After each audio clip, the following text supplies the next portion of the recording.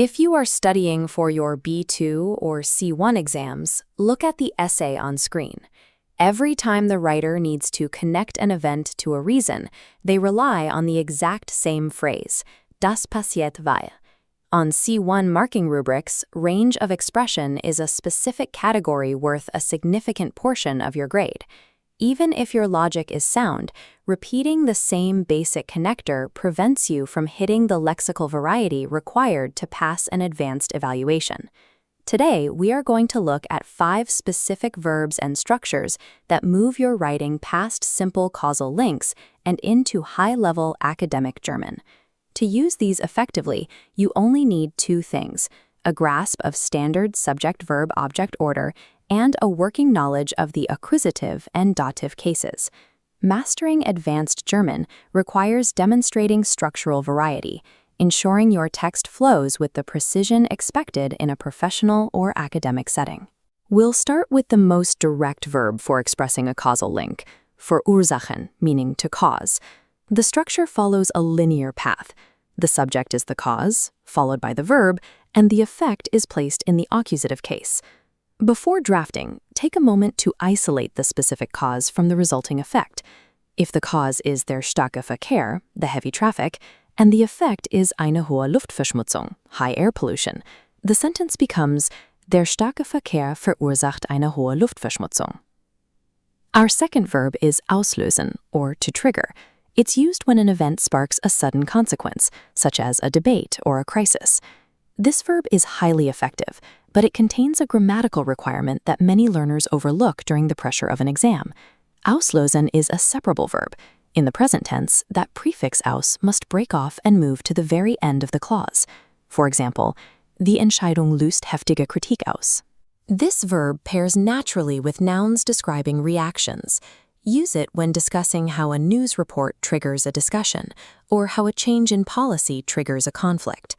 Choosing between a direct cause like verursachen and a reactionary trigger like auslösen shows the examiner you understand the semantic difference between a physical result and a human reaction. Some consequences don't happen instantly, they develop over time. For these scenarios, we use the structure zu etwas führen, to lead to something. The primary challenge with this structure is the preposition zu. As shown in the diagram, zu always triggers the dative case. Notice the purple highlights on the endings in our example. Zu wenig Bewegung führt zu gesundheitlichen Problemen.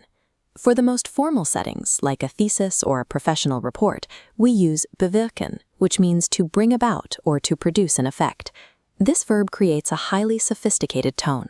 Instead of saying things improve because of investment, you write, gezielte staatliche Investitionen können eine Verbesserung der Bildungsqualität bewirken. Using bewirken in an essay is one of the fastest ways to signal that you have moved into the register of a proficient C1 level speaker. To truly vary your writing, you need to be able to flip the sentence entirely.